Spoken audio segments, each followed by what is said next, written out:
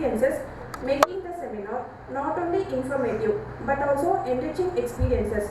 Today, the seminars will be divided into 4 sessions, and now it's time for the first brainstorming session, Innovations in PMR. I would like to welcome Dr. Raunak sir, Assistant Professor in the Department of AIMS Raipur, to share the platform for the first lecture, Robotics in Rehabilitation.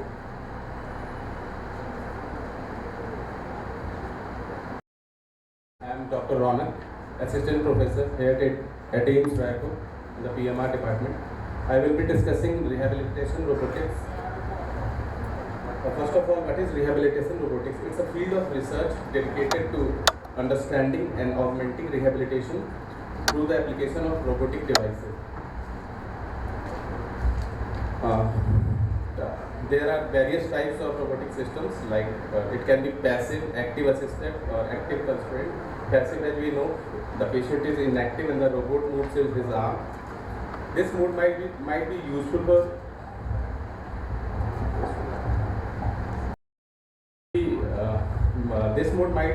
for preventing muscle contractures and improving range of motion, but its effectiveness in stimulating motor recovery is doubtful. Active assisted is like the patient and the robot both are working, and the robot partially assists the patient movement. This mode is useful when patients are able to initiate a movement and but have difficulty in completing a movement towards a target. Active constraint is like this mode forces concentration, targets particular muscle group and specific coordination patterns. Rehabilitation robotics includes the development of robotic therapies and the use of robots as therapy instead of solely as assisted devices. It attempts to leverage the principle of neuroplasticity.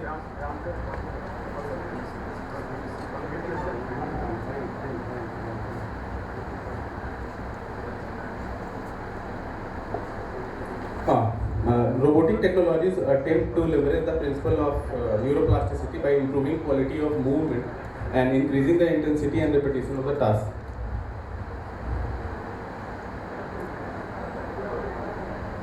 These are various indications of robotic therapy. It can be used in stroke, mostly for upper limb and lower limb training, multiple sclerosis in cerebral palsy patients, in traumatic brain injury patients, muscular atrophy. It can also be used for after surgery for endoprosthesis of like hip joint or shoulder or elbow. These are various generalized contraindication of robotic therapy, like in locomat or gait training. Body weight more than 135 kg is contraindicated. Severe contractures, bone instability, open skin lesions, unstable vital functions, cognitive deficit, severe involuntary movements like ataxia, myoclonic jerks, and postural instability and visual problems are various contraindications of it. These are various advantages of robotic therapy. It is consistent. The advantage of robotic therapy is its consistency, precision, non-fatigability, the programmability, the software dealing with it, the ability to measure and record in parallel with therapy delivery, or the feedback system which the patient gets. Robotic approaches capable of functioning at site remote from human therapist also enables tele-rehabilitation. Now we will see some upper limb robotic devices. These are various upper limb robotic devices like MIT Manus, bi-menu track arm, mirror image movement enabler, Neo robot, backtrack, haptic master, Ryogo, Reharop, arm guide, RMU. MIT Manus was developed, its development began in early 90s. It took over 10 years to become fully operational. It is having 2 degree of freedom system, allowing displacement of the elbow and shoulder during hand movement made in horizontal plane. In this, a patient grabs a joystick-like handle attached to a computer monitor. The task that may be identical to those found in simple video games. Next one is bi-menu track. It consists of double handles which permit unilateral or bilateral training of distal part of the limb. It can be used in passive and active assisted moves. Amplitude, speed and resistance of both handles can be set independently, but problem is no feedback is given to the patient. In this, the action is like forearm pronation and supination can be done in wrist flexion and extension is done.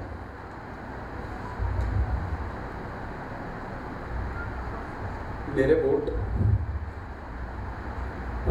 It's a robotic device for the upper limb. It can be used in a sitting or lying position. Exercises incorporating shoulder flexion.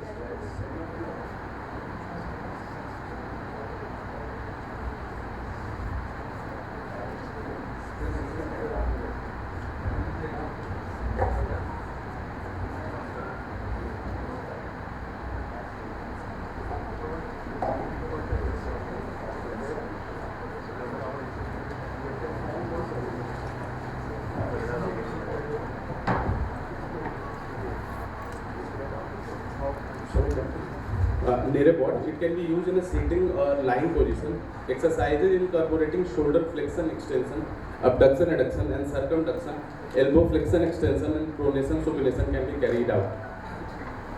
This is a gentle or haptic master. It has 3 degree of freedom robot. It is a 3 degree of freedom robot developed from a haptic virtual reality system completed by a cable suspension system.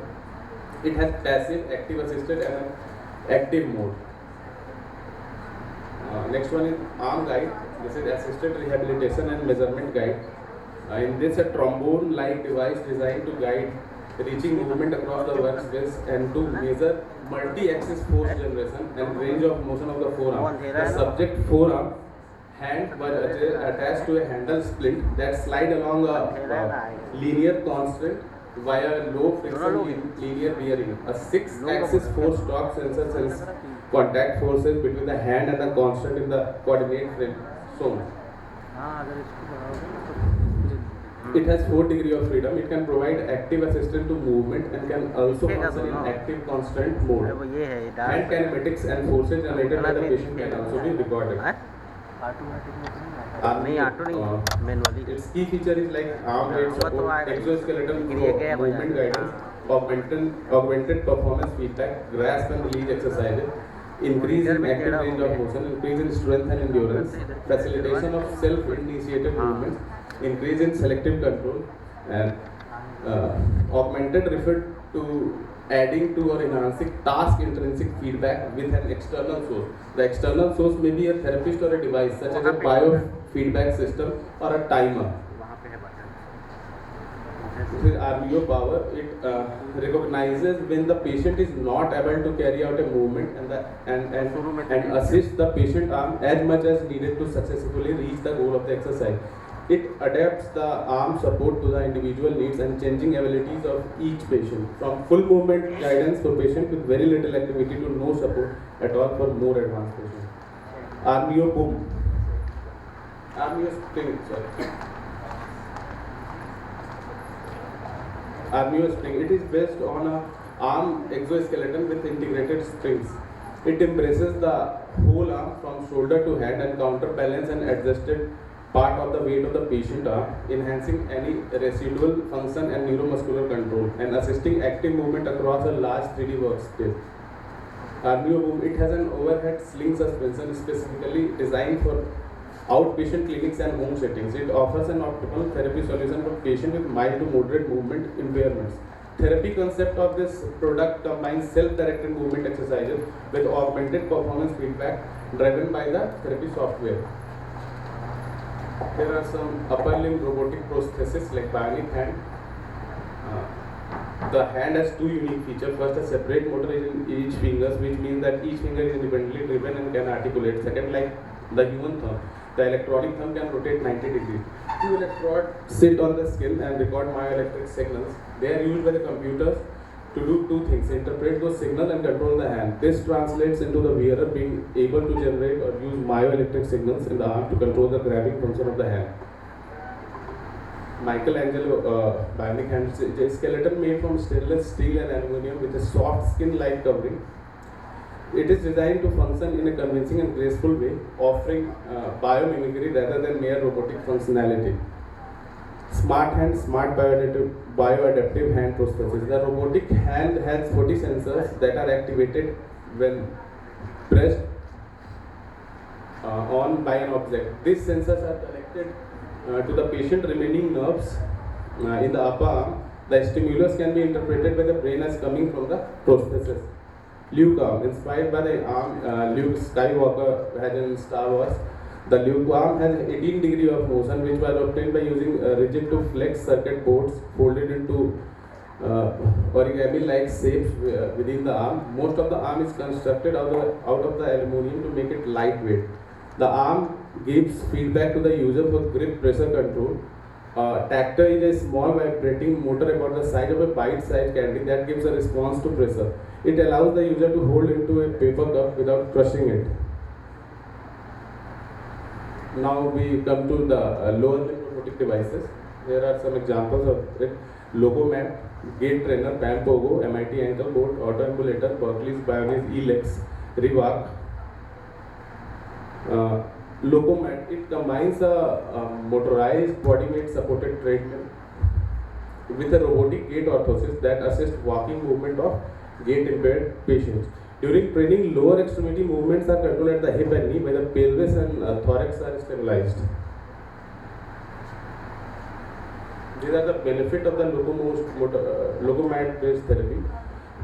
Faster progress through longer and more intensive functional training compared to manual treatment training. Physical strain on the therapist is relieved. Single therapist operation.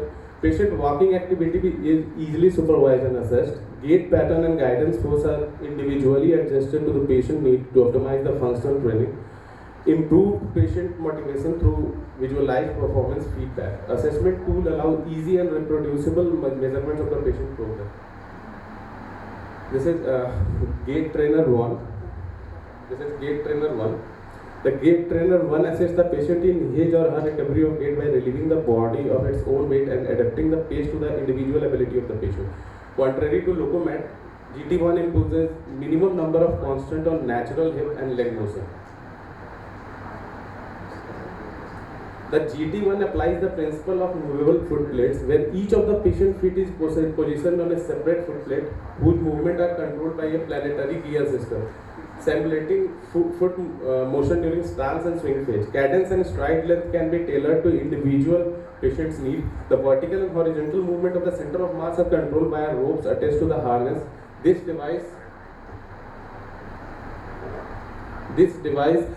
affords cadence and stride length can be tailored. The vertical and horizontal movement of the center of the mass are controlled by ropes and attached to the harness. This is MIT's ankle butt. It is indicated in stroke for better balance and better efficient movement. User strap on the robot, which looks like an ornate brace, and the patient tries to walk. This is E-Lex. The E-Lex, which stands for exoskeleton lower extremity gait system. E-Lex is hydraulic powered exoskeletal system and allows paraplegics to stand and walk with crutches or a walker. The computer interface uses forces and motion sensors to monitor the user gesture and motion, and uses this information to intelligently interpret the intent of the user and translate it into appropriate action. User can put on and take off the device by themselves, as well as walk, turn, sit down and step up unaided. Rewalk. Rewalk is a commercial bionic walking assistance system utilizing powered leg attachment to enable paraplegics to stand upright, walk and climb stairs. The system is powered by a backup battery and is controlled by a simple wrist mounted remote which detects and enhances the user movements. Rewalk is available in two versions, the Rewalk I and Rewalk P. The Rewalk I is intended for use by medical institutions for research or therapy and used under the supervision of a healthcare professional such as a physical therapist. The Rewalk P is a personal unit intended for personal use by patients at the home or in public. On 8 May 2012, paralyzed British woman Claret Lomas used the Rewalk to become the first person ever to finish a marathon using a bionic assistant suit. This is hybrid assistive limb. It is powered exoskeleton suit currently in development by Japan's Tsukuba University and a robotics company. It has been designed to support and expand the physical capabilities of its user, particularly people with physical disability, physical impairments. There are currently two versions of system, HL3 and HL5. HL3 has bulkier servo motors and only has the leg functions. HL5, which is full body exoskeleton for the arm, leg and torso. HL is being designed to assist the disabled and elderly in their daily tasks, but may also be used to support workers with physically demanding jobs such as disaster rescue or construction.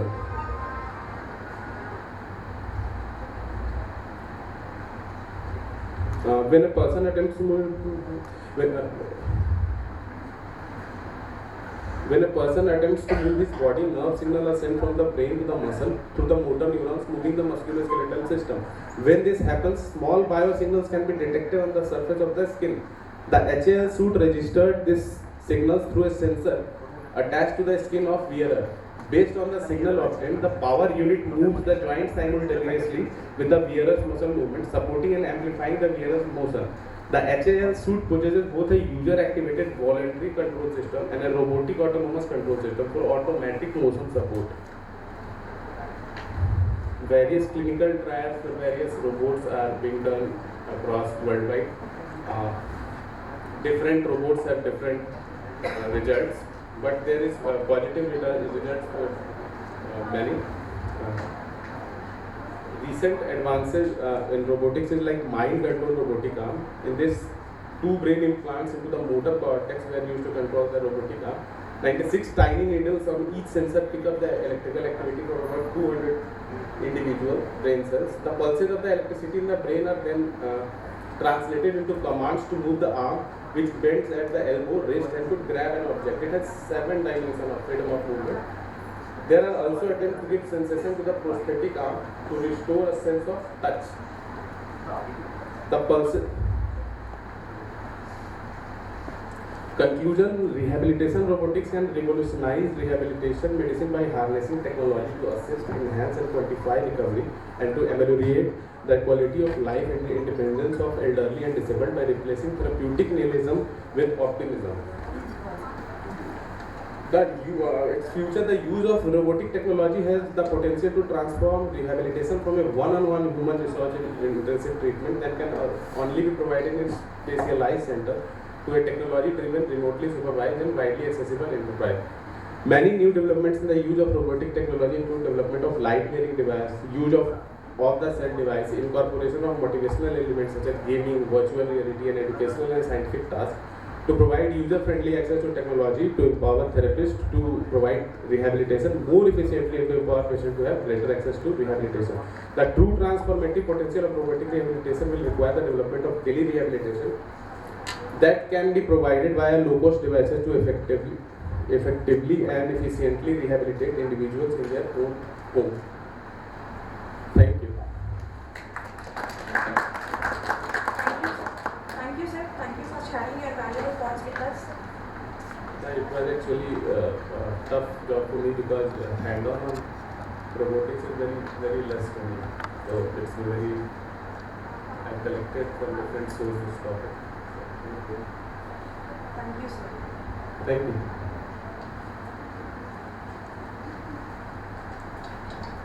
Now we are moving on to our second lecture, 3D printing in prosthesis and orthosis by Dr. Rajkumar Yadav, sir. Sir is an additional professor and head at AIMS, Rishikesh. Sir has done his robotic rehabilitation therapy in Kumar, Switzerland. I request Sir to come forward and express his thoughts.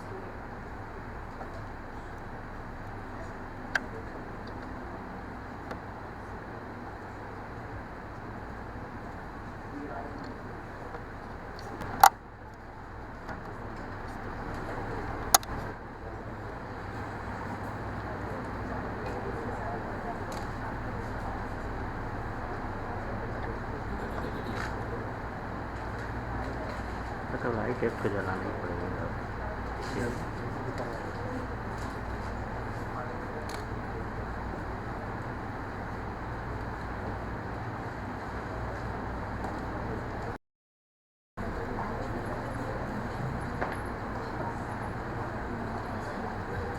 Good morning all. My topic is 3D printing and orthosis and processes. I am Dr. Yadav from MCC. So,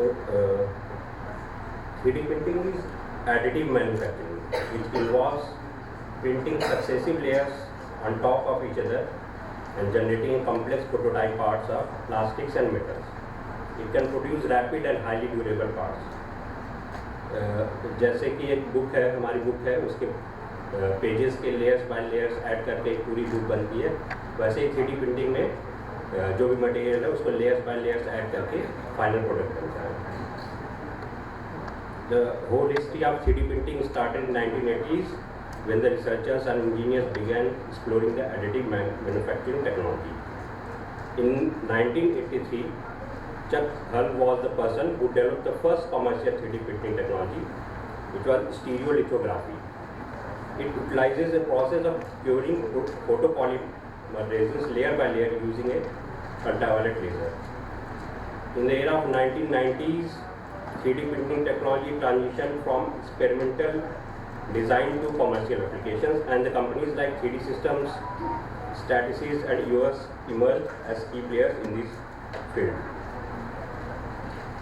In the 2000s, it witnessed significant advancements.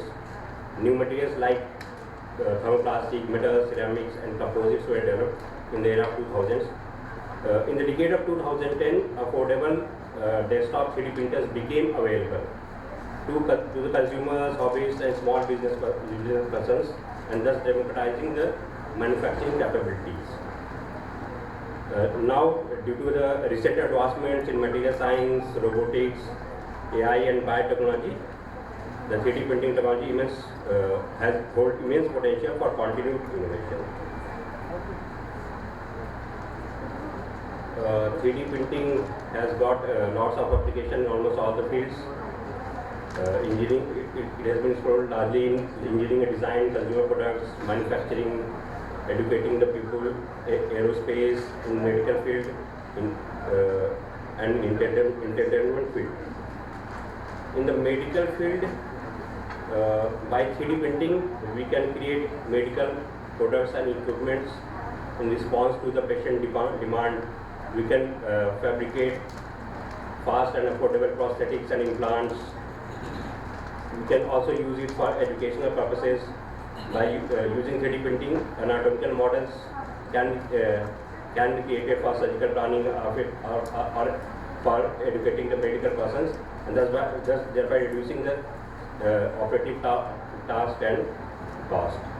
We can fabricate bio-tissue and biomaterials by 3D printing, and personalized drugs can also be manufactured with this technology. Depending on the raw material which is being used and the source of energy, this technology can be divided into 8 types. If the material is a solid one, the type is fused deposition modeling, laminated object manufacturing. If the material is liquid, the technology is stereolithography, polyjet, and in selective laser melting and electron beam melting, the solid parts are used for producing metals. If the material is in powder form, the technology is binder jet and selective laser sintering.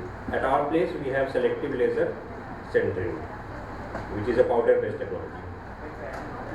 Lots of materials are being used in 3D printing like polycarbonate, nylon, ABS, polylactic acid, polypropylene, and lots of materials. The addition of carbon and wood fibers or metal powders infused into the base materials can further enhance properties of materials. Conventionally, we all know that an orthosis or a prosthetic socket is created first by taking the measurement of the body segment and thereby creating a negative impression on the basis of which a positive mold is prepared, and the orthotist prepare the orthosis or prosthetic socket by shaping the melted material on this positive mold. But all this process is quite labor intensive. There is high subjectivity. It all depends on the experience of the orthotist, and there is lots of wastage of material. And if by any chance we require another mold, due to inevitable changes in the residual team, the entire labor intensive process has to be repeated again with lots of wastage of materials. Then the technology of CAD came, which is computer-aided designing and computer-aided manufacturing. Now it's being widely used for limiting the shortcomings of the conventional method of fabrication. In this, the scanning is used to create image of the positive model. This image or data is rectified with computer software, and the information is exported to the finally in a CAM unit, which carves different blocks to produce custom orthoses or processes. Finally, there are blocks which are by carbon, which are modified to produce the final orthoses or prosthetic socket. Like a CAD CAM 3D printing में भी ये 3 steps हैं, scanning, modifying the scanned image and finally printing in a 3D printer. At our place we have, for scanning purposes, we have Artec UR scanner for scanning the body part. It can capture the medium-sized objects such as arms, legs and the human body by using safe-to-use structured light scanning technology. It has a point accuracy of 2.1 mm, light, it's light, fast and versatile, and it can compensate for any small movements done by the patient. The image which is produced by the scanning is then modified in a software by a touch haptic device. We have geometric freeform software, and it produces 2 to light plus sensations as users manipulates on-screen 3D objects. Finally, the digital data is transferred to a printer and final product is fabricated. We have a ProX SL6100 printer. It is a selective laser sintering method to print the desired orthotic and prosthetic devices. The material used is Duraform ProX PA, that is nylon 12, and we can build a size of 15 to 13 into 18 inch cubes, and it has a high production speed of 2.7 liter per hour. Powder form में layer by layer add होता है और energy use होता है इसमें laser से, that is selective laser sintering. These are some orthoses and prosthetic sockets which are produced in our 3D printers. Now, what are the differences between CAD CAM and 3D printing? CAD CAM is a subtractive method, while 3D printing is an additive method. In CAD CAM, there is possibility that multiple materials can be used, but 3D printing has a limited material compatibility. Speed hours are faster in CAD CAM, and it is significantly cheaper. But 3D printing speed is slow and prices are relatively higher. But there are certain advantages of 3D printing, that it is very precise. There is minimal noise and vibration and minimal waste generation, while in CAD CAM there is lots of wastage and sometimes it's quite messy and there is a lot of noise. Initially, we did a survey on our initial users by a scale request, which is Quebec user evaluation of satisfaction with assistive technology version 2. It is like an ordinal scale in which 0 is not very satisfied and 5 is the maximum point, which is the person is fully satisfied. With the dimension of the ONP produced by our 3D printers, there was mixed response, somewhere very satisfied, somewhere not satisfied. With weight of the ONP produced, most of the persons were happy. But easy in use, majority of patients were not happy. But majority of patients felt that when produced in our 3D printer, it was safe and secure. Durability also there was mixed response. Easy in using, it was also mixed response. Comfort, majority of patients feel that it's comfortable and it's quite effective for the purpose for which it was fabricated. In studies, at present we have very limited number of studies. There is no Cochrane review on this topic, but there was a paper in 2020 in Annals of Palliative Medicine Journal on 3D printing technology applied to orthosis manufacturing. This is a narrative review in which they included 22 articles.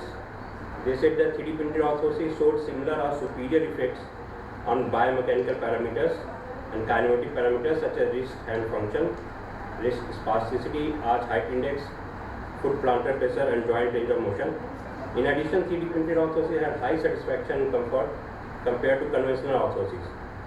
They believe that 3D printed orthoses can replace conventional ones, and they are expected to gain more popularity in the future. In a systematic review in the Prosthetics and Orthotics International Journal in 2022 on 3D printed processing in developing countries, they concluded low material cost, aesthetic appearance, and the possibility of personalized fitting make 3D printed processes a potential solution for patients with limb amputations in low-income and middle-income countries. However, the lack of homogeneous data shows the need for more published research to enable a broader availability of knowledge about 3D printed processes for low-income and middle-income countries. There are lots of challenges, still lots of challenges with 3D printing technology. The structural strength and durability of 3D printed load-bearing parts have not been systematically and rigorously verified, yet in literature or by an appropriate ISO standard. At present, we have very limited material choice. The physiatrists at present have very limited understanding of 3D printing technology. The prosthetists or orthotists who want to work with this technology, they will have to acquire the new skills. A printer with an excellent quality and high production speed is quite expensive. Therefore, it may be difficult to obtain a machine without a basic funds. If you are using an unwarranted low-cost printer and materials, this will require a lot of caution as it can cause secondary damage to our patients. Many O&P facilities are small and medium sized, and it may not be economically viable for them to purchase expensive machines given their current level of current work. In future directions, in this technology, we can use novel materials such as safe memory alloys, nanocomposites, and biodegradable polymers. We can adopt more advanced technology like 4D printing, biofabrication, and nanotechnology for producing more smarter prosthetics and orthotics. We can incorporate sensor technology, AI, and Internet of Things to develop smart prosthetic orthotic devices. We can use real-time monitoring of biomechanical data, gait analysis, and user feedback for personalized adjustments and adaptive functionalities of these O&Ps. By doing research in biointegration and tissue engineering, we can promote seamless integration of prosthetic ortho devices with the users. And also, by integrating the VR and AR interfaces into prosthetic devices, we can enhance the user engagement and rehabilitation outcome. I want to show one video.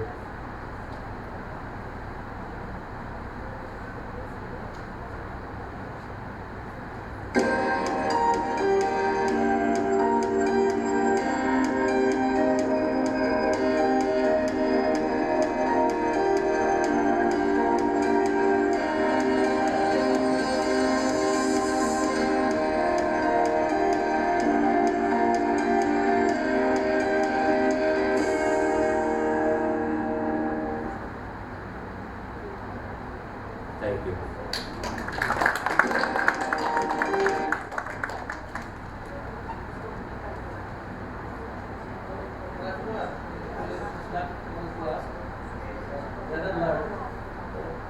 Advantage or disadvantage of having a 3D printing over this conventional prosthetic and orthotic workshop?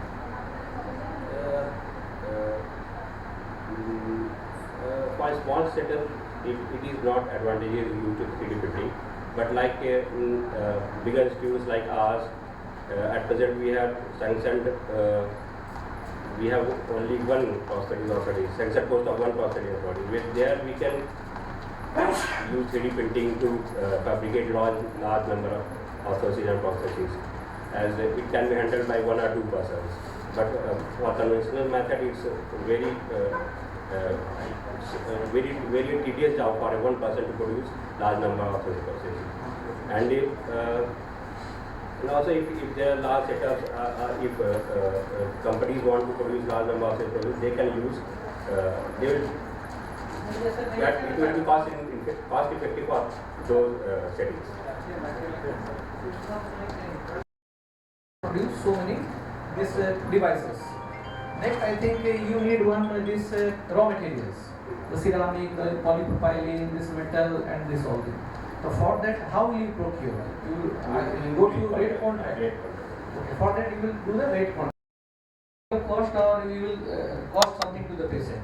Because in our EMSA, nothing is free. Everything is chargeable. At the cost at the price of conventional outsourcing. That each and every For our should have setup, one. for our setup, we have only one orthotist, so it will be charged. And I think new technology always will come, so that we will be custom with this technology and we can know what are the benefits and disadvantages of everyone. Any processes you are making out of Process this? socket plan, process socket. And it is durable. Thank you. Okay, thank you. Since for a moderate facility for 1 year it will be around.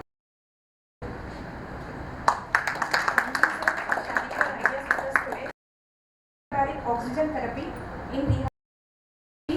He has done the certification in hyperbaric and underwater medical. Sankaran sir to share his bold ideas with us.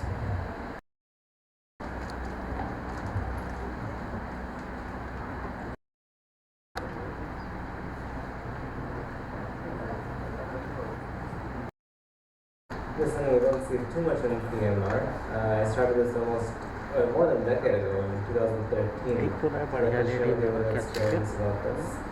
एक तो रहा है lady में What is hyperbaric oxygen therapy? Basically, it's using a compressed chamber to deliver twice the atmospheric pressure of oxygen to a person. When you do this, you can pump in 10 times more oxygen than a human body could normally take in through the lungs. You can do it two ways. One is through a monoplace chamber made of acrylic. The other way is through a multiplace chamber. Multiple people can sit together at the same time. We're pumping in 10 times more oxygen than normally the body could handle. How do you do that? The RBCs are 97% saturated with oxygen. So you're not going the extra 3%. You need that to diffuse and get oxygen back in.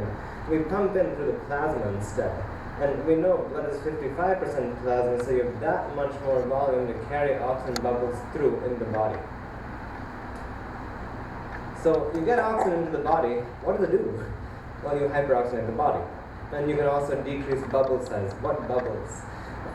The air we breathe is not purely oxygen. It's going to have some nitrogen, some hydrogen, etc. Right? And if a person goes under the ocean, there's much more nitrogen, so they can actually ascend fast and have decompression sickness. We learn in physiology. If you have nitrogen bubbles in the body that are going to cause strokes, you can decrease those bubble sizes. We don't really care about that. We care about the hyperoxygenation and the secondary side effects of having it, which are vasoconstriction, fibroblast proliferation, angiogenesis, WBC enhancement, antibiotic synergy, and toxin neutralization. So let's look at that, because that's what we really care about. So vasoconstriction sounds pretty terrible, right? But we think about it as though vasoconstriction equals ischemia, and now you have oxygen in the plasma, so there's no actual ischemia happening. Because autoregulation on the body's part where it doesn't need to maintain a particular tone, so the arteries will restrict their size. And the end result is you have less blood flowing to areas, but an equal amount or the same as venous return. So if you have edema in your third space, your capillary beds, it actually gets sucked out this way. Now this is very good in crush injuries and acute burns. Hyperoxygenation also induces fibroblast proliferation. So if you look at this chart here, it shows you on the very first, on day one, when you give high pressures of oxygen, fibroblasts really start to proliferate, especially at the higher oxygen concentrations. It comes down thereafter, but you're getting fibroblasts to proliferate. Fibroblast proliferation allows for neovascularization. So now you can have capillary buds forming in this mesh of fibroblasts that have spread throughout to heal the tissues. And this is very good in graft salvage, soft tissue rate necrosis, osteoid necrosis.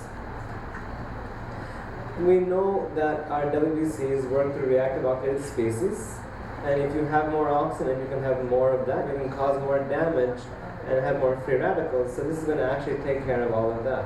So this is very good in necrotizing fasciitis, chronic refractory osteomyelitis, and intraperitoneal abscesses. That is roughly how it works. It's going to promote healing. That's what this does. So when do you not do it? The absolute contraindication is going to be spontaneous pneumothorax, bronchiolic cysts, and large pulmonary blebs. This is your emphysema as smokers who have surface blebs. You can do it in these people. I have done it with spontaneous pneumothorax, but we get an HRCT first, make sure there's no superficial blebs close to the lung surface going to rupture into the pleural cavity, and if it's not the case, it's okay. We had a guy with a cancer and a bleb that ruptured. He had pneumothorax. He came to us 3 months afterwards. HRCT showed it was all fibrosed. It was okay. He got 40 sessions. He was fine. The relative contraindication is a little more common. Severe COPD, upper respiratory tract infection, HIV, hyperthyroid, retinal detachment with gas tamponade, CHF, and amyloid pneumonitis. So these are the times we're going to be careful with these patients. You can do it, just make sure the patient's safe, warn them in advance. Humans nowadays come with implants, so you can put implanted people into these chambers. It's not a problem. You can see pacemakers, vagal nerve stimulators, deep brain stimulators, spinal cord stimulators, intrathecal pumps, gastric banding, breast implants. There's no problem at treatment pressures. So you've seen where you can use it, you can see how it works, but who's really the right patient for this kind of thing? That's what you have to really make a decision on, right? So if your goal of treatment is to shorten the hospital length of stay, if you want to facilitate healing processes, you want to reduce complications, you have a potential patient. Who's the ideal patient? Who's going to be so happy you gave them, they come back and shake your hand? The person with an acute condition that's highly reversible, maybe not infections. They definitely have more small vessel problems than large vessel involvement, and they have a prior normal functional baseline. Now, this micro versus macro angiopathy is a really big thing. If the major blood vessels are blocked up, you may not get good flow distally. So if it's a micro angiopathy, you can heal on that level. If it's a macro angiopathy, you may not get plasma to get down that low or that fast enough. Let's look at the science behind this. You can see the topic we're talking about and the level of evidence for it. So crush injuries, level 1A. When you give hyperbaric oxygen therapy, you'll have the value of PaO2, the tissue levels of O2 will significantly rise up between the first and 12th sessions, and it's going to be good for healing wounds and reducing repetitive surgeries and crush injuries. It's a good adjunct. It's not your main treatment, it's an adjunct for those with grade 3 crush injuries in the limbs more than 40 years old. Lower extremity amputations. Don't tell this to your surgeons because they're going to get annoyed with you. But it'll accelerate prosthetic rehabilitation in lower limb amputees, and you can get them to discharge faster, improve arterial saturation and pulse palpability, less complications at amputation stump, greater healthy leg thigh girth, stronger amputation stump, and better functional abilities and locomotor capabilities. The next one that really bothers them. You can actually prevent amputation to a degree if you use this. So I've had many negative responses when I tell the surgeons that this has been shown already. They don't like that. But this is something you can consider. In acute wounds, we have a systematic review with 5 trials, 360 patients. Crush wounds heal faster with than without, when you consider a sham. There's fewer additional surgical procedures if you use HBOT, less tissue necrosis. Burns heal faster, and there's high percentage of healthy skin graft areas in split skin grafts if you use this. Chronic wounds, what we see a lot of. Here's a meta-analysis with 9 trials, 471 patients. Increased healing rate with hyperbaric at 6 weeks. Venous ulcers are going to be better at 6 and 18 weeks. And then benefits overall are going to be these wounds shrink faster and get to healing better than with than without. If you look at diabetic ulcers, again here's an RCT basically, and they've taken standard care with or without hyperbaric oxygen therapy. And they've taken Wagner 1 through 3 wounds, right? So basically it doubles the healing rate if you use hyperbaric oxygen therapy than without, even if they have neuropathy. Intracranial abscess is where I use it the most, neurological conditions. So level 1 evidence that if you have multiple abscesses, deep-seated abscesses on a dominant location, if you're immunocompromised, there's no response for the deterioration despite surgery or antibiotics, this will help those patients. And these ones the surgeons don't really want to touch. Acute traumatic brain injury, again a lot of what I do. Brainstem contusions will regain consciousness faster. significant decrease in mortality in the hyperbaric group, and decreased mortality means more people with severe disability, but that's rehab, that's what we deal with every day, so it's nothing really new. If I keep talking about it without showing things, it gets boring. So here's a young man who came to us probably a decade ago, and he had a severe traumatic brain injury. Neurosurgery had him for 2 months. He was in sepsis, autonomic dysreflexia, fully unconscious. You can see his anterorotacolus, he has no control over it. He keeps on doing it. Every 5 seconds he pops his head up, no one knows what to do. Neurology is Botoxing him, but it doesn't stop these problems. This is one of the first people I put in the chamber so long ago. That's him after a week, fully conscious. And he says, "Mom, why does my doctor talk so weird?" He thought he was in a lunatic asylum because of my accent.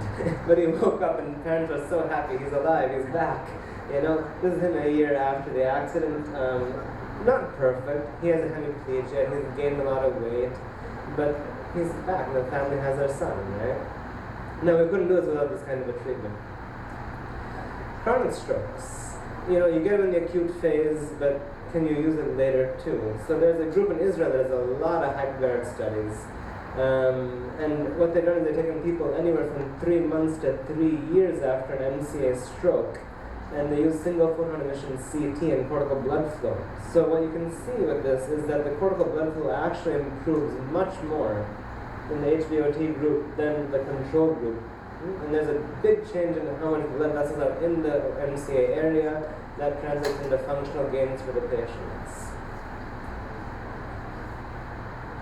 So here's another one. This is hypoxic brain injury and hypoxic ischemic encephalopathy brain injury, these people all had gains in their memory, attention, concentration, balance, coordination, and endurance. The testing they did clinically didn't show any changes, but all these people were happy with the gains they had. They could be functioning members of society and feel good about themselves. There's a lot of controversy around hyperbaric oxygen therapy, and I got exposed to it when I brought it so long ago. When I brought it to our hospital, people said, "Are you going to start doing quackery now?" Because this is the name it has. There's people who use this to treat HIV. Completely wrong. They do all kinds of wrong things to make their chamber pay off and make money. And they sell it as a holy grail. It's completely wrong. There's specific scientific-based indications that you use it for, and you don't use it for other things. But there's this tricky area where you have a patient who could use it. The science shows they could get better. They get it and they feel very happy, but your colleagues are not too happy with this. And this is the placebo effect. You go in a hyperbaric chamber and you can either get very profound deep sleep or you can come out feeling very good because of the hyperoxygenemia, right? So here's a Cochrane study, and it looks at hyperbaric oxygen therapy in facial palsy, okay? And the hyperbaric group had a 95% recovery versus steroids with 76% recovery. So for those 19% people, they're very happy that they got the extra results that the steroid group didn't get, but science laughs at this. And what people see as scientists is, here's the person who goes, gets their dose, comes out and feels very happy, and they come back for more. Where does it end, right? The bottom line is money. The bottom line is money, especially in corporate and hospitals like where I work. So treatment will cost 1,500 rupees, and if you do 10 sessions, it's 15,000. There's indirect costs too, where this person is not going and earning money if they're a male who's the breadwinner for the family. But there's indirect gains also, and those gains are you don't have to modify your lifestyle so much. If it's an amputee, they can probably keep their leg and keep doing so rather than spend money for a prosthetic leg. If they had a job, they could probably go back to work sooner. They'd have decreased length of stay, decreased complications, decreased surgical intervention, and decreased infections overall. So for you young doctors who are coming up, if you end up working in a corporate hospital, you have to define yourself as something more than physical therapy. This is one way to do it, because you can't really mix the two things. But you have to get patients somehow, and in corporate, very much, you don't get patients who come directly. They'll go everywhere else, have their money taken away, then they come to you at the end, right? So you have to work with other people to get this really running. And who do you work with? Any surgery group will want this kind of a thing. The neurosurgeons for sure, because you can make the patients wake up faster, they can go home. And in fact, now we do this so much that patients go directly home for neurosurgery. They don't come to us because they wake up and go home. So it's a good thing. Podiatry, general surgery, vascular surgery, these guys can really, you can collaborate with them and have this work. We do it for urology, for hemorrhagic cystitis. But then whom do you take when you get a referral? And if you're not sure, you can always go back into science. The science will show you what groups are acceptable. There's continuously literature coming out on this. What you have to watch out for is people that will refer the patient to you to see if you're going to reject it or not. They want to trick you and see if you're just trying to be money hungry. So this is where you have to be a little bit careful. And as long as you practice by science, it's not a big problem. All these things cost money. So when do you really think about investing into a hyperbaric oxygen chamber? You think about this when you have at least 5 to 10 patients, it's 2 seconds. You only have 5 to 10 patients per day that you can serve. And if you can do this, you can start growing your services. Why should you invest? Develop yourself. You learn new things, provide good outcomes for patients. And then what administration will always look at is when will they get the money back. Most of these chambers will cost $1 crore.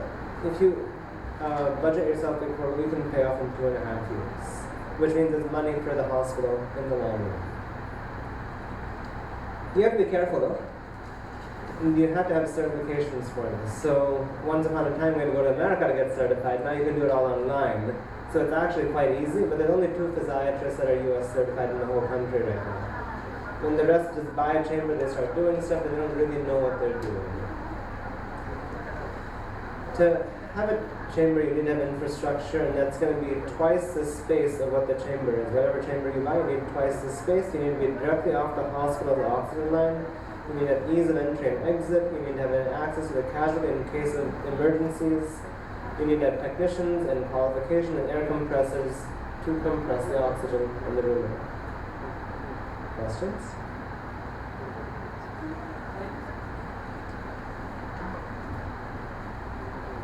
Nice presentation. I think you are using at your center.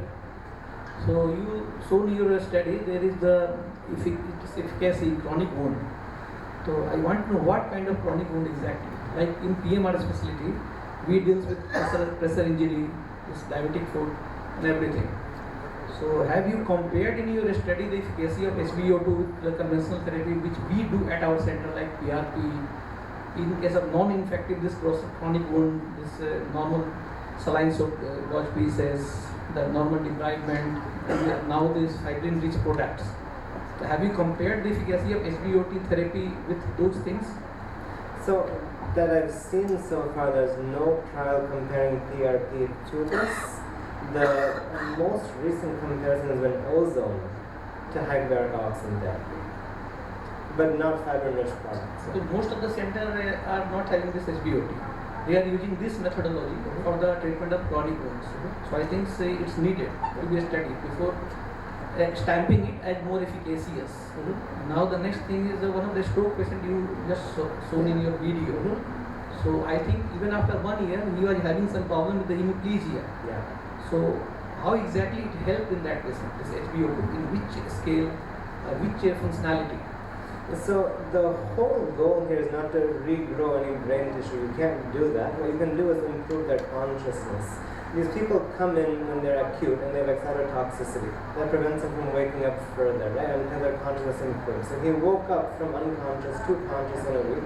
Then he became a rehab patient. So hemiplegia, he lives with that. Functionality has many components. You are addressing the consciousness.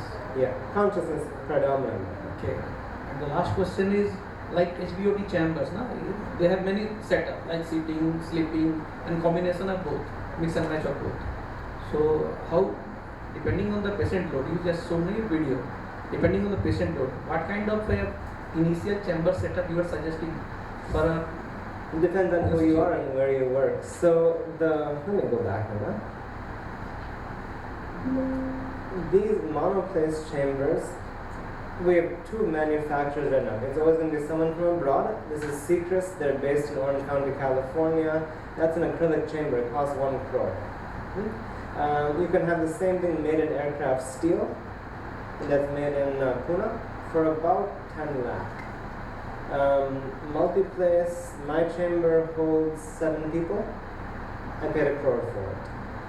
So if you're in a rich corporate hospital where your patients have money to throw around, they may not want to see somebody else. They may want to just be in a chamber on their own. We serve the lower middle class. They don't mind having company that I talk to somebody. If it's a brain injury patient, the patient starts coughing or doing weird stuff, my attendant can go and take care of them. It's all up to you and how you work. Ravi, did any of the patients or anyone we know develop keratopathy after HPOT? That's one of the complications as was mentioned. Fibroblast proliferation is a benefit, but if it happens in the cornea, it's going to cause blindness. So the typical literature talks about retinopathy of prematurity and retinal fibroplasia as a result of hyperbaric oxygen therapy. That's mostly for neonates. We have done that before and not had problems. In adults, the biggest complication is the gases will collect in the lens.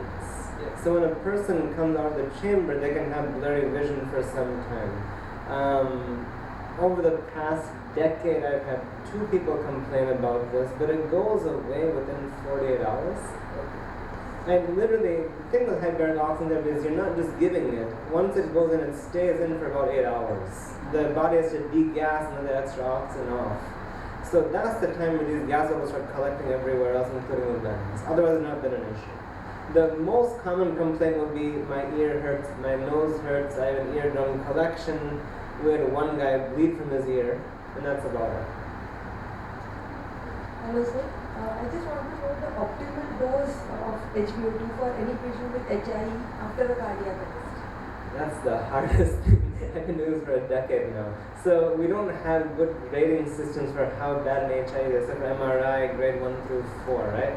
I've had people with HIE come in unconscious and walk home. But the majority stay in some minimally conscious, minus minimally conscious, plus state, and that's about it.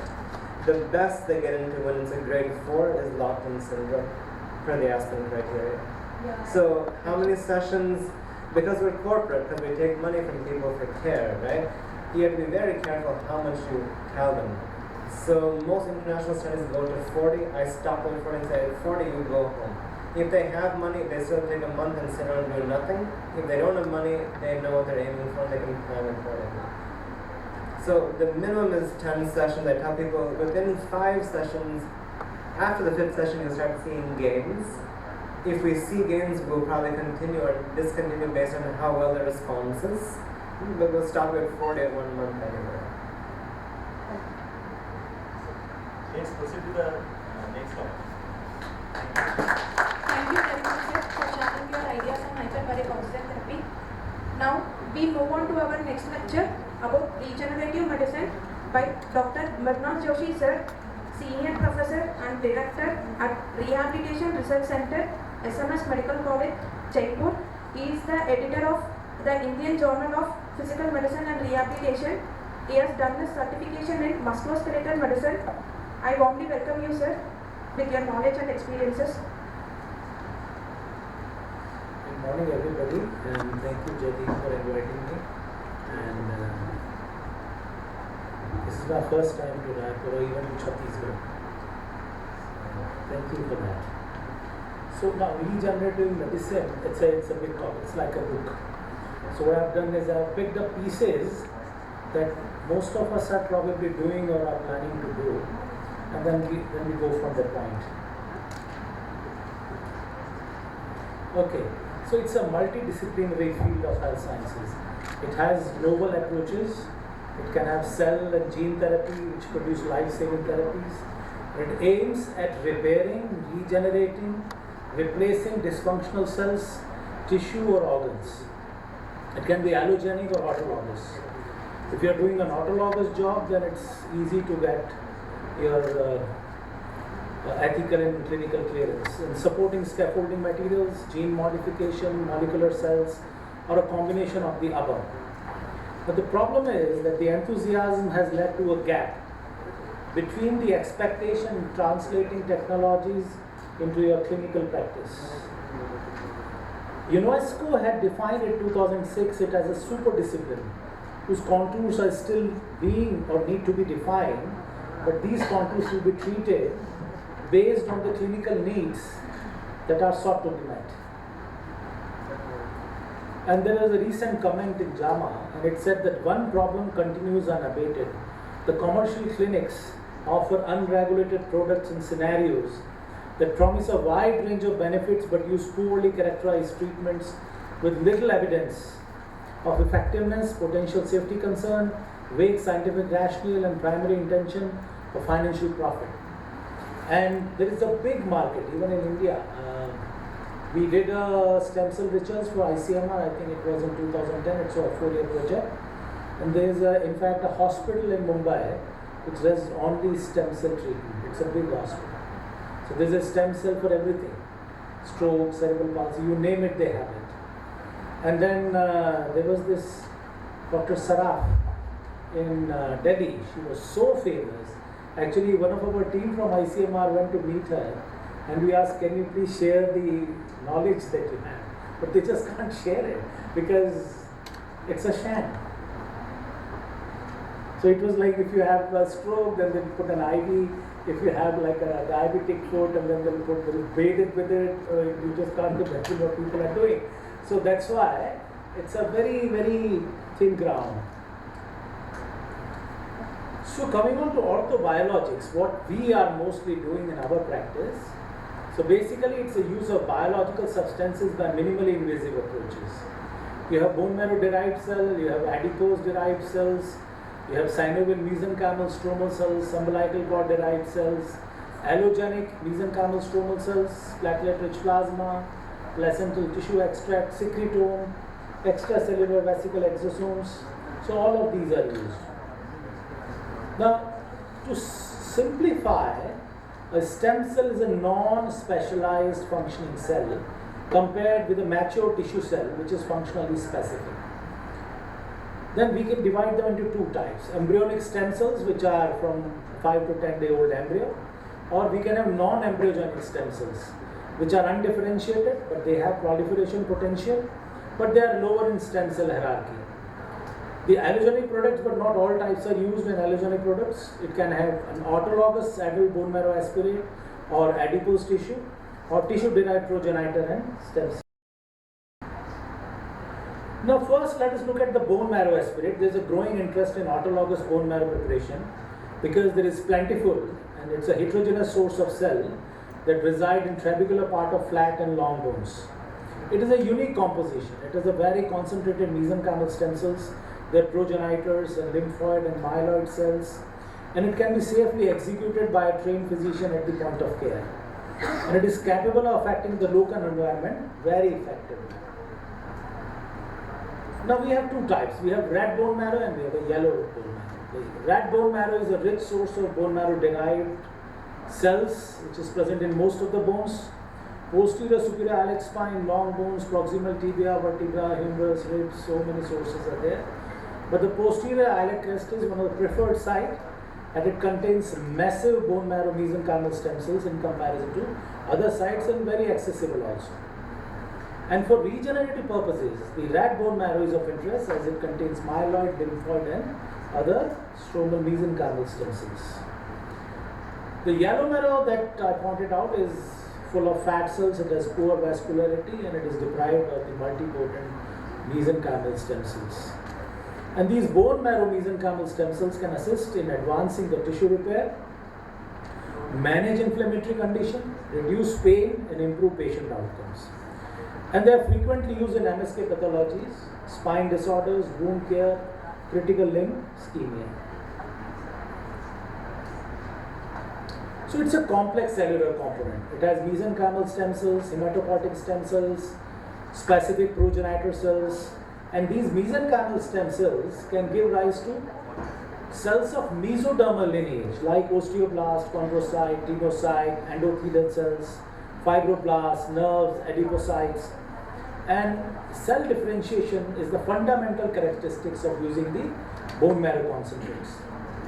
But the problem with bone marrow is that it has a very, very low amount of these progenitor and mesenchymal stem cells, which is 0.01 to 0.02% of the total volume.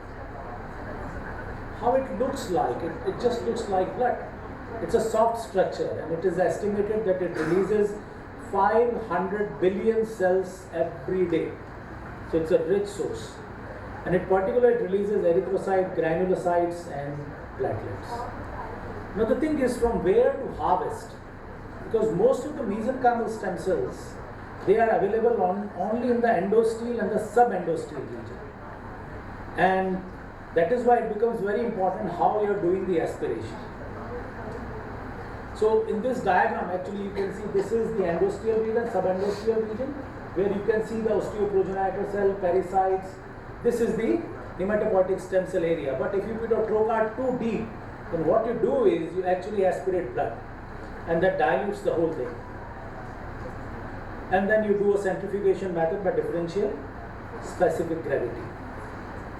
And so of all the harvesting location, the posterior superior iliac spine is the most abundant, and we have different kinds of systems to harvest. And one of the popular methods is what we call as Jamshedi's needle to aspirate. And the most significant concern, as I told you, that we should not dilute it. Other thing is that device manipulation. You cannot like just go inside and then do a manipulation and try to things out. It has to be very sharp trocar, one go, and then you suck it. Other important thing is that precise delivery of local anesthetic, and then these bone marrow derived mesenchymal stem cells, they release at the tissue site, they release synthesized cytokines, trophic mediators, they improve cell recruitment, increase cell signaling, and they basically institute a microenvironment for regeneration. And they participate in neoangiogenesis, immunomodulation, and inflammatory processes. Now the immunomodulatory effect is exerted by direct cell-to-cell contact, by secretion of cytokine or by both of it. Now what are the mechanisms? How actually these mesenchymal stem cells are directed or moved towards the damaged site? We don't know. How they survive? We don't know. How they differentiate? We don't know. But once applied to degenerative damaged site, numerous factors stimulate the release of growth factors of these mesenchymal stem cells. They also have angiogenetic effect. The parakine trophic factors are essential to maintain the endothelial integrity and promote angiogenesis. They regulate the endothelial cell proliferation and the extracellular matrix production. And their endothelial and angiogenetic properties have been proved in a lot of clinical trials, particularly in chronic wound healing. And a very interesting area is post-infarct areas of heart. There are very interesting clinical trials where they have actually showed that the infarct area has reduced with the new cells. Now the trophic effects, they think is mediated by the PRP growth factors, which are again involved within the bone marrow concentrate reparative process. And they play a role in stimulating various mesenchymal stem cell reparative functions. As in osteoarthritis, the platelet growth factors play a very specific role in cartilage regeneration. And the inhibition of interleukin-1 induced chondrocyte, they reduce the inflammation also. But again, the problem is how much platelet growth factors are there in bone marrow concentrate. We don't know. So is there a way we can have a ratio of PRP and bone marrow concentrate together? We don't know. What is the right concentration or the ratio between the two? We don't know. So all these factors we have to explore. So the other thing is adipose tissue concentrate. Now mesenchymal stem cells are present everywhere, and they are isolated from various sources, particularly the adipose tissue, which can act as an alternative to bone marrow. The good thing about the adipose mesenchymal stem cells is they can be easily isolated, and but they have a different immunophenotype, differential potential, transcriptome, proteome, immunomodulatory activity in comparison to the bone marrow concentrate. Now, despite all these differences, the adipose mesenchymal stem cells are as effective as bone marrow mesenchymal stem cells, and they can differentiate in mesodermal, endodermal, and the ectodermal cell lineage. And there is an abundance of adipose tissue mesenchymal stem cells in our body, and they have a great potential for MSK tissue repair. Now, to make it functional, the important thing is that we have to separate the vascular stroma which is necessary to access the adipose tissue mesenchymal stem cells. The stromal vascular fraction, which is isolated, is a heterogeneous collection of cells, and it can be separated by various tissue disruption technique. You can use an enzymatic disruption, you can do a centrifugation, and most of the times, like PRP or BMC, we do a density gradient centrifugation for it, and it creates a viable biological ATC specimen. Now, if we compare the adipose tissue and bone marrow, the mesenchymal cells in adipose tissue are 1% of SVF cells, whereas the bone marrow, it is 0.01 to 0.002. So, adipose tissue is a much better source of these progenitor cells.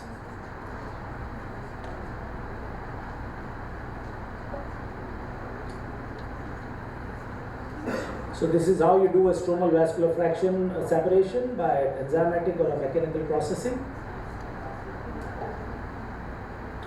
Now, what are the effects? These cells are capable to secrete anti-inflammatory and immunosuppressive factors to exert immunomodulation. It secretes various angiogenic factors such as angiopoietin 2, VEGF, as well as adipokines to modulate the angiogenesis and vascular structure. They promote neovascularization, which is fundamental for the treatment of tissue repair and post-ischemic injuries. The other thing is that the cellular component of the adipose tissue scaffold, it can also directly interact with the extracellular matrix, and then it accelerates the repair function of nearby cells. So now it has a matrix, it is like a clot, and it can be used in places where we have a gap. So if we have an Achilles tear or a say supraspinatus tear, then we can actually use it as a scaffold, and it can be very beneficial in that because it get into matrix secreting fibroblast and other stroma cells which can heal such tissue defects. But again, the problem is there is no consensus on what is the specific standard preparation or quality control. And that makes it challenging to translate the basic science into the clinical practice where we deal all these patients. And if you are aware, I think some 5-6 years back, there was this company which was promoting SVF in osteoarthritis, and they were charging 2 lakh rupees each for each knee, which is almost, not almost, is twice the cost of replacing them. And it fizzled out.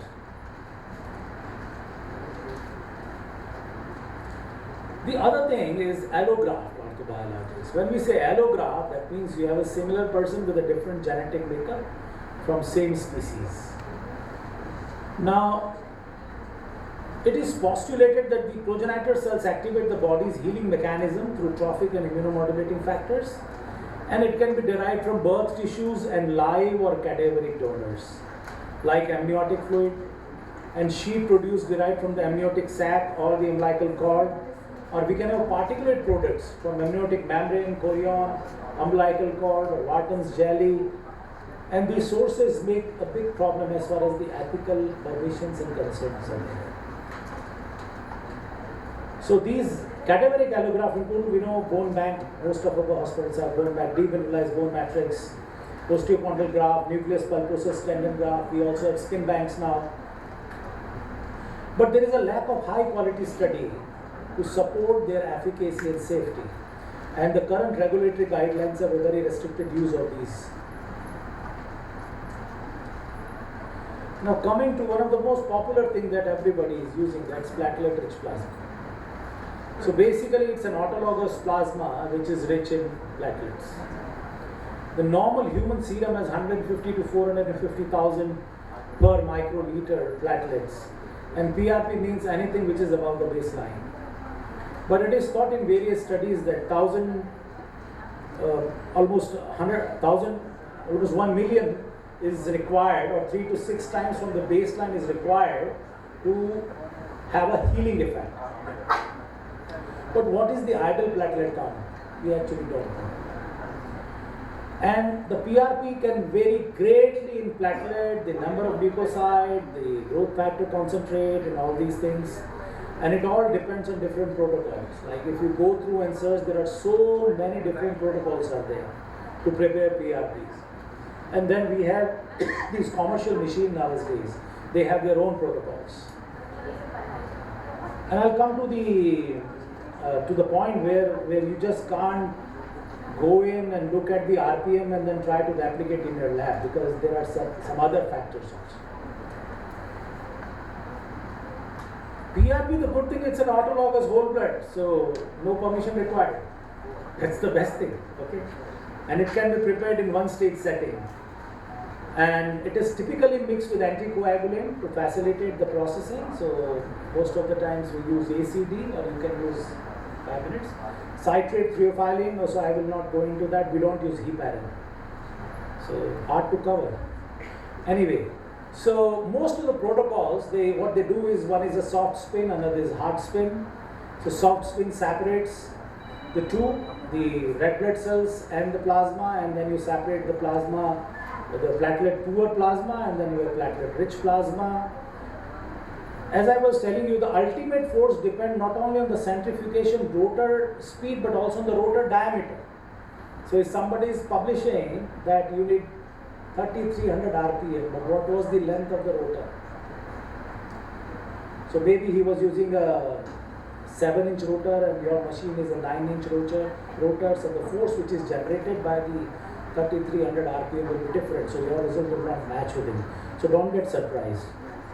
And most of the times if you go and look at these articles which are published, they don't tell you anything what machine they have used. Now there was this interesting thesis which they were planning in urology department for erectile dysfunction. I was looking at this. This is around 80 cases they have done. How they prepared? In methods there is nothing there except that PRP was injected at 3 sites. 3 here and 3 there. That's it. And the results obviously were good. So I will not go into that. I'll just take you. So basically, then again you have 2 kinds of PRPs: the leukocyte rich and the leukocyte poor. And people have their own opinion. They say if you do a leukocyte rich plasma, then you actually insinuate the inflammatory process. But there are some good studies where they say the leukocyte poor PRPs are very good in osteoarthritis. So I will not go into that. Now NSAIDs and antiplatelet medication you should not use while you are doing a PRP because they interfere with growth factors and even the platelet function itself, and they affect the post-procedure healing also. And this is an important slide. These are stem cells. Okay, so if you are using a stem cell, they are totipotent, so they can grow. Alright, so there is a very large study, I think two of the studies are there, both were done by Chris Santino, and this is the total number of cases were I think 2000 and 3000 of that series, and they did not show any oncologic transformation. And they say that it doesn't happen at elderly cell, but there was a very interesting study where they used the embryogenic stem cell in degenerative neurological disease in Israel, and there was a tumor transformation. So that is also there. So my last slide. This is a new area. So probably we'll talk about it some other day. It's a regenerative rehabilitation. Okay. So regenerative rehabilitation integrates regenerative technologies with rehabilitation clinical practices to restitute function and quality of life in individuals with disabilities due to otherwise irreparable tissues or organ damage by disease or trauma. So it's a combination of all of it. Because once you are trying to repair a diseased tissue, it has to be a functional. And then there is a very interesting study, if you go back and have a look, that sometimes when you are applying an electric current or a magnetic field, you are doing a mechanical transduction of various organs in your body, and they can actually give a direction where the cells are growing. So that's a new area. Thank you for having me. Thank you.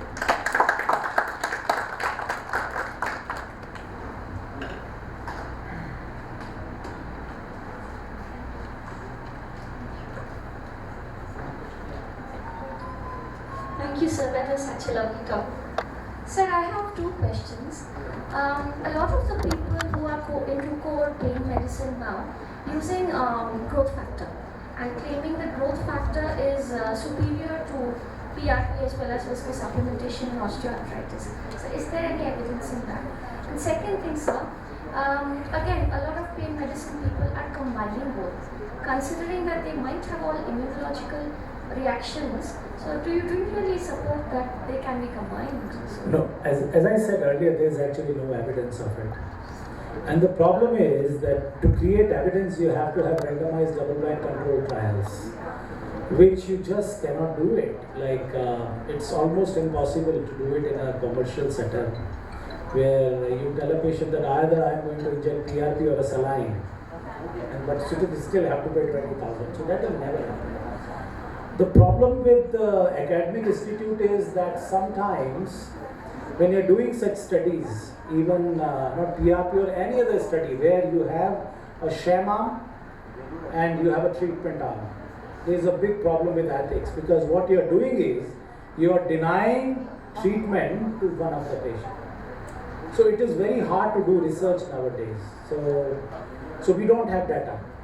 So it is like anecdotal.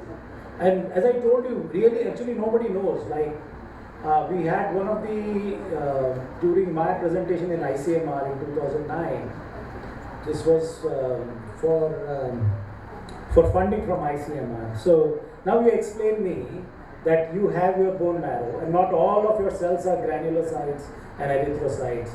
So there are some progenitor cells which are pumped by your heart so many times in a minute, 70 times in a minute. So each and every organ in your body is practically bathed with the progenitor and stem cells.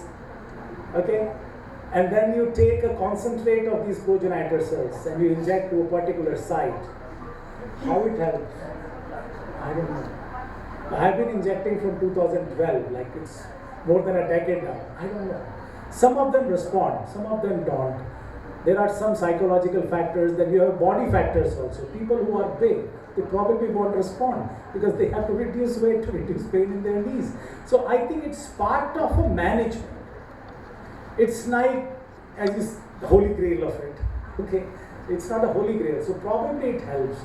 The problem is we also explored where we wanted to do a cartilage quantification by doing an MRI. Now that's not easy, but as I had discussion with my radio friends, they said that it is not really a gold standard kind of a thing. So unless we have some way to quantify the cartilage of the joint and then we do a pre and post procedure thing, then probably it will give us some insight. But again, it's very, very hard. Cost is very high. You wouldn't support the combination. Sorry? You wouldn't support combinations. I say until and unless somebody is paying from his pocket, it's okay. There is no, I won't pay 20,000 rupees for a exosome or a growth factor injection.